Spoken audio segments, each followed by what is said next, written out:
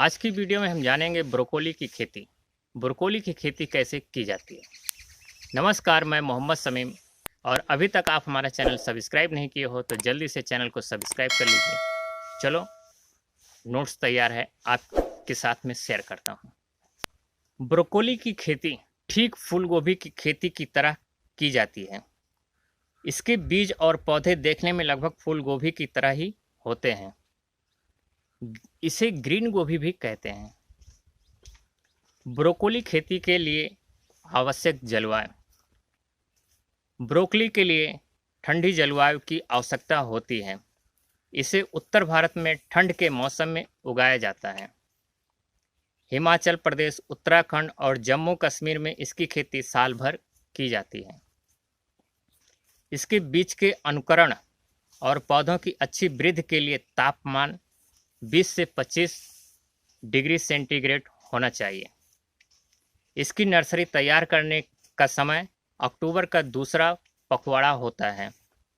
पर्वतीय क्षेत्रों में, कम ऊंचाई वाले क्षेत्रों में सितंबर अक्टूबर, मध्यम ऊंचाई वाले क्षेत्रों में अगस्त सितंबर और अधिक ऊंचाई वाले क्षेत्रों में मार्च अप्रैल में तैयार की जाती हैं। ब्रोकोली की खेती के लिए उपयुक्त मिट्टी।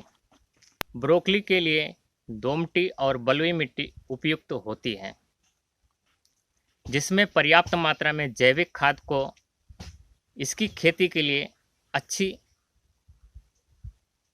जिसमें पर्याप्त मात्रा में जैविक खाद हो इसकी खेती के लिए अच्छी होती है। हल्की मिट्टी में पर्याप्त मात्रा में जैविक खाद डालकर इसकी खेती की जाती है। ब्रोकोली की उन्नत किस्में। ब्रोकोली की किस्में मुख्यतः 3 प्रकार की होती हैं: श्वेत, हरी व बैंगनी। परंतु बाजार में हरे रंग की गंठी हुई सीड्स वाली किस्में अधिक पसंद की जाती है। इसमें 9 स्टार, पेरिनियल,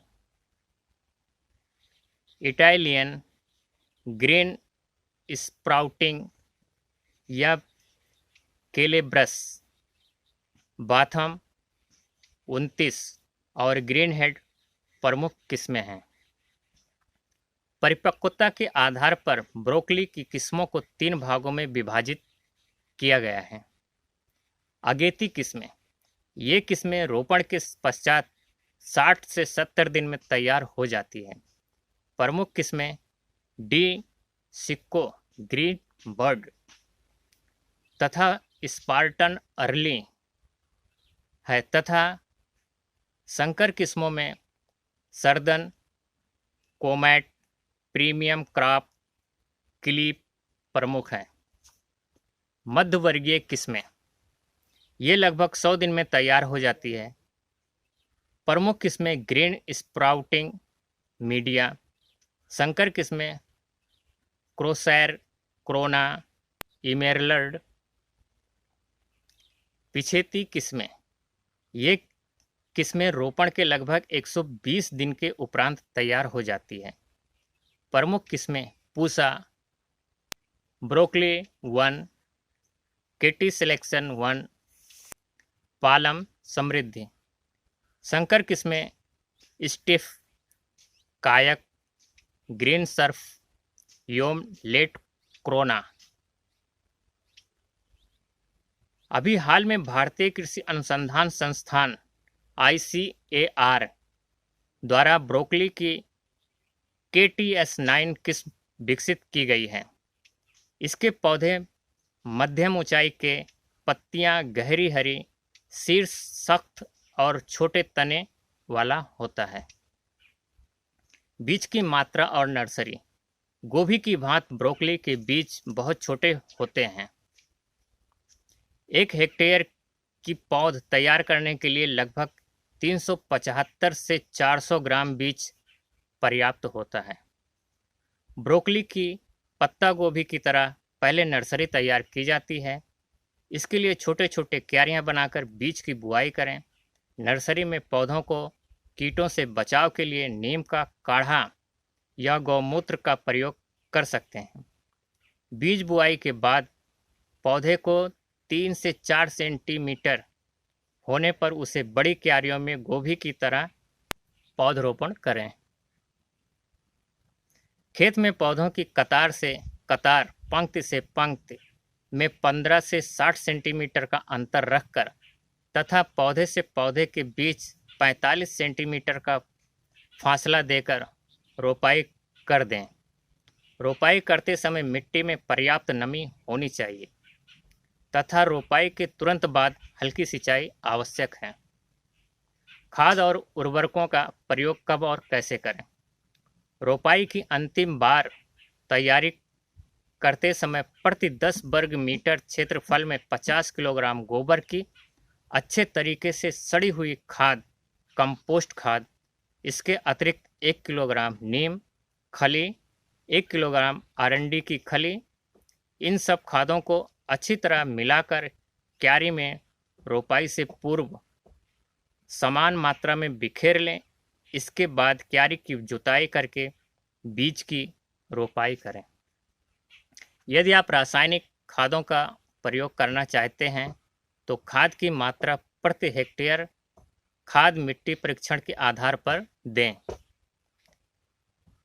गोबर की सड़न खाद 50 से 60 टन, नाइट्रोजन 100 से 120 किलोग्राम प्रति हेक्टेयर, फास्फोरस 45 से 50 किलोग्राम प्रति हेक्टेयर। गोबर और फास्फोरस खादों की मात्रा को खेत की तैयारी में रोपाई से पहले मिट्टी में अच्छी प्रकार मिला दें। नाइट्रोजन की खाद को 2 या 3 भागों में बांटकर रोपाई के क्रमशः 25, 45 तथा 60 दिन के बाद प्रयोग कर सकते हैं। नाइट्रोजन की खाद दूसरी बार लगाने के 20-25 दिन बाद पौधों की जड़ों पर मिट्टी चढ़ाना लाभदायक रहता है। सिंचाई प्रबंधन। मिट्टी, मौसम तथा पौधों की बढ़वार को ध्यान में रखकर ब्रोकली में लगभग 10 से 15 दिन के अंतर पर हल्की सिंचाई की आवश्यकता होती है। खरपतवार प्रबंधन। जैसा कि हम सभी जानते हैं, यदि फसल में खरपतवार की मात्रा बढ़ जाए तो इसका सीधा असर फसल पर पड़ता है। अतः ब्रोकली की जड़ एवं पौधों की अच्छी बढ़वार के लिए क्यारी में खरपतवार को बराबर निकालते रहना चाहिए। गुड़ाई करने में पौधों की बढ़वार तेज होती है। गुड़ाई के उपरांत पौधों के पास मिट्टी चढ़ा दें, जिससे पौधे पानी देने पर गिरते नहीं हैं। कटाई और मार्केटिंग। जब फसल तैयार हो जाए तो समय पर इसकी कटाई कर लेनी चाहिए। जब ब्रोकली की फूल अच्छी तरह परिपक्व हो जाएं तो इसकी कटाई कर लें। इसको तेज चाकू या दरांती से कटाई कर लें। ध्यान रखें कि कटाई के साथ गुच्छा खूब गुथा हुआ हो तथा उसमें कोई कली टूटने ना पाए।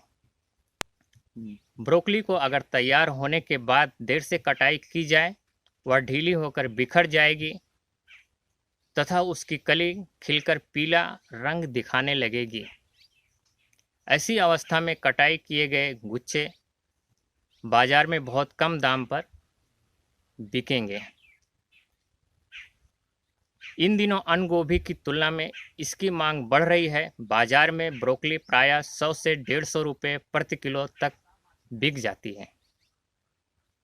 ब्रोकली की अच्छी फसल से लगभग 12 से 15 टन पैदावार प्रति हेक्टेयर होती है।